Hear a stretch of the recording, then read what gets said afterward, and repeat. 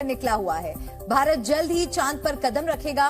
दूसरी ओर धरती पर भारत का दोस्त रूस 47 साल बाद चांद की ओर पीछे पीछे चला आ रहा है। इसरो ने दोस्ती का हाथ बढ़ाते हुए दोनों मिशन के कामयाब होने की कामना की है।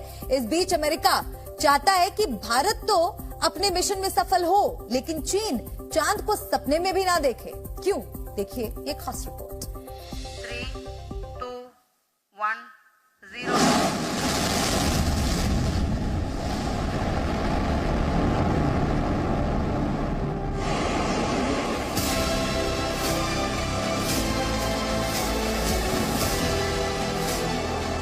पहले चांद पर चंद्रयान,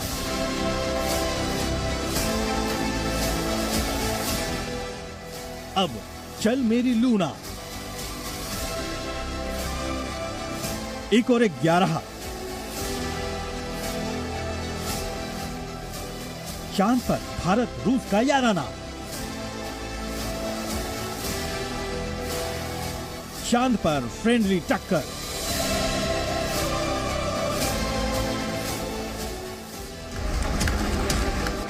भारत की धरती से पिछले महीने चंद्रयान 3 चांद की ओर उड़ चला था। दहाड़ से चारों ओर कंपन उत्पन्न कर रहा है। अब भारत का दोस्त रूस भी अपनी लूना यानी मिशन लूना 25 के साथ चांद की ओर बढ़ गया है। खास बात यह है कि 47 साल बाद रूस ने चांद की ओर अपना नया कदम बढ़ाया है।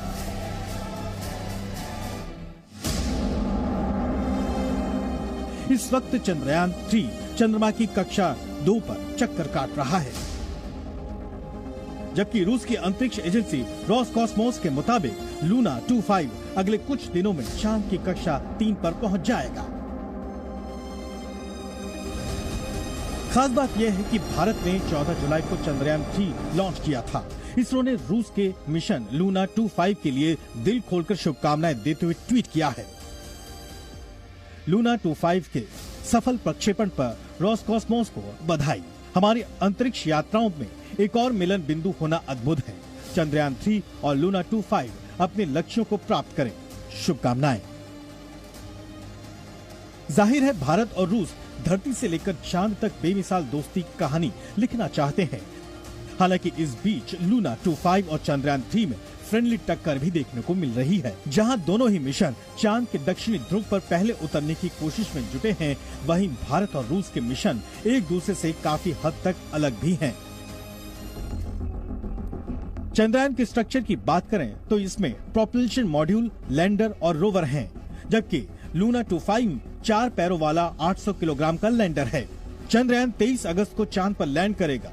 चांद तक पहुंचने में इसे 40 दिन लगेंगे, जबकि लूना 25 21 या 22 अगस्त को लैंडिंग की कोशिश करेगा, जबकि चांद तक पहुंचने में इसे सिर्फ 10 दिन का ही वक्त लगेगा। चंद्रयान 14 दिन तक यहां पर रिसर्च करेगा, जबकि लूना 25 1 साल तक चांद पर रिसर्च करेगा। भारत का चंद्रयान 3 चांद की सतह की तस्वीरें भी भेजेगा, वहां के वातावरण, खनिज, मिट्टी से जुड़ी तमाम जानकारियों को भी जुटाएगा, जबकि रूस का लूना 25 चंद्रमा की सतह पर ऑक्सीजन की खोज करेगा। साथ ही चंद्रमा की आंतरिक संरचना पर भी रिसर्च करेगा। लूना में एक खास यंत्र भी लगा है जो सतह की 6 इंच खुदाई करके पत्थर और मिट्टी का सैंपल जमा करेगा। खास बात यह है कि दोनों मिशन चांद के साउथ पोल पर नजर रखे हुए हैं। जहां रूस तेजी से साउथ पोल पर सॉफ्ट लैंडिंग की कोशिश कर रहा है, वहीं भारत भी धैर्य और समझदारी के साथ साउथ पोल पर सॉफ्ट लैंडिंग करने का प्रयास कर रहा है। आपको बता दें कि चंद्रयान 3 पृथ्वी के चक्कर लगाता हुआ आगे बढ़ रहा है। चंद्रयान 3 ने पृथ्वी के गुरुत्वाकर्षण का भी इस्तेमाल किया है। लॉन्च होने के बाद चंद्रयान ने सबसे पहले पृथ्वी के छोटे चक्कर लगाए, फिर हर चक्कर के साथ इसकी दूरी बढ़ी। 5वें चक्कर में प्रोपल्शन मॉड्यूल की मदद से चंद्रयान चंद्रमा की कक्षा में पहुंचा। यहाँ फिर से वो चंद्रमा के चक्कर लगा रहा है।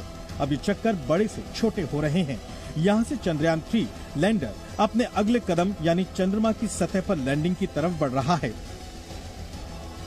चंद्रयान 3 अब चांद के अलग अलग चेहरों की तस्वीरें भी धरती को भेजना शुरू कर चुका है, लेकिन अगला पड़ाव बेहद चुनौतीपूर्ण बताया जा रहा है। इस समय जो सबसे डिफिकल्ट फेज है वो चंद्रयान 3 का शुरू हो चुका है और चंद्रयान 3 के सबसे डिफिकल्ट फेज में अगले 12 दिन मेक और ब्रेक के होंगे चंद्रयान 3 के लिए।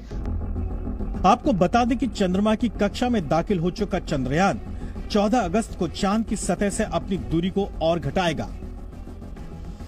चंद्रयान मिशन के लिए अब तक का सबसे अहम दिन होगा 17 अगस्त, जब प्रोपल्शन मॉड्यूल से चंद्रयान 3 का विक्रम लैंडर अलग होगा।